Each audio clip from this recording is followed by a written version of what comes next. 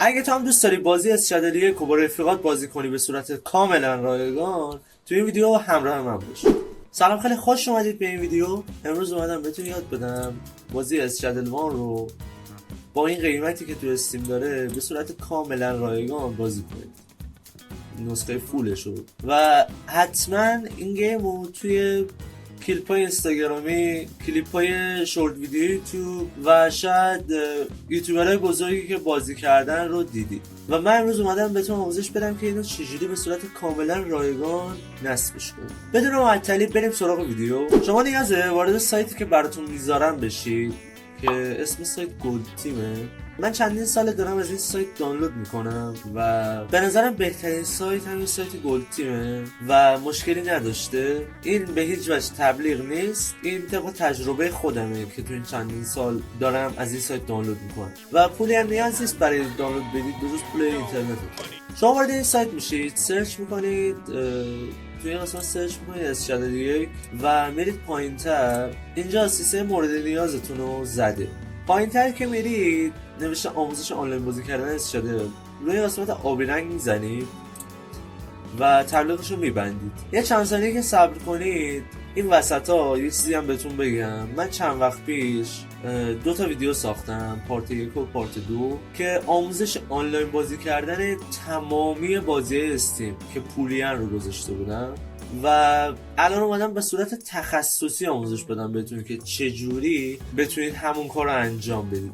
حتما حواستون باشه که فیلتر شکنتون خاموش باشه تو این قسمت، چون وارد سایت دانلود نمیشید. بعد این قسمت روی کادر قرمز رنگه که اسم بازی رو نوشته میزنید و بازی دانلود میکنید که حجمش هم اینجا نوشته. بعد از دانلود میاد جایی که فایلتون دانلود کردید، کلیک راست میکنید و اکسترکت هیر رو میزنید.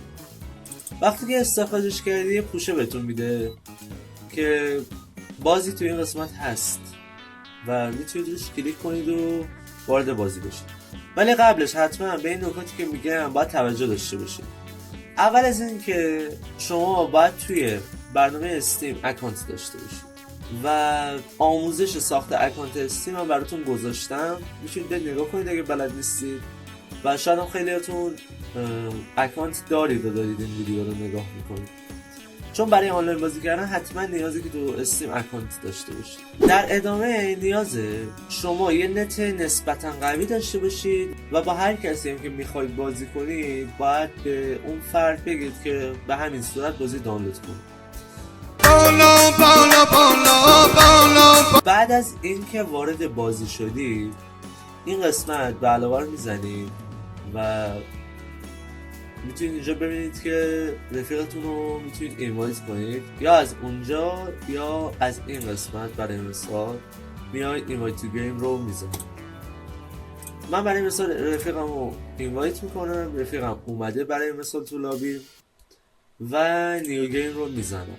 احتمالا برای شما این قسمت ها خالی باشه و شاید یه سیف تش باشه، به شما این رو میزنید و انتخاب میکنید و اینجا نیاز یه اسم برای مپتون بزنید که برای مثال من میستم تست و اینجا اگر تیکه این گزینه رو روشن کنید آموزشاتش رو براتون میبنده، یعنی مستقیم میرید سراغ بازیتون. ولی اگه اینو خاموش بذارید وارد قسمت آموزشی میشید و یه تایمی رو بهتون آموزش میده، بعدا وارد بازی اصلی میشید که من نمیخوام به من آموزش بده و وارد بازی میشم مستقیما. اینجا اگر دکمه مستتون رو نگه دارید اسکیپش میکنه دونه دونه و از اینجا داستان شروع میشه. متنش هم یادم رفت بخونم براتون و بازم اگه کلیک مستتون نگه دارید شروع میشه.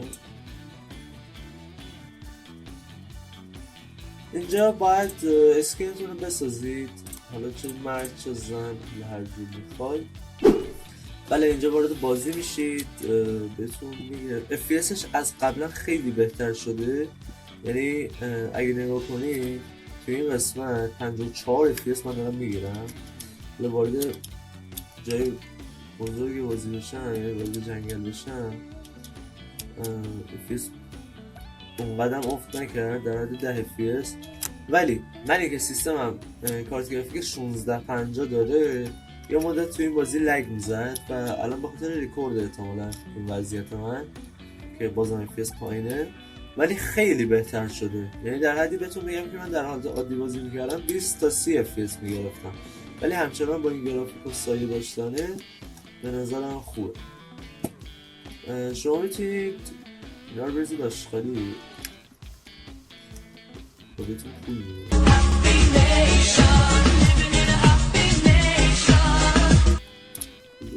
این آشغالی نبود خب این آشغالی اینجا میتونید درش باز کنید سایه بریزید بیاید اینو بریزید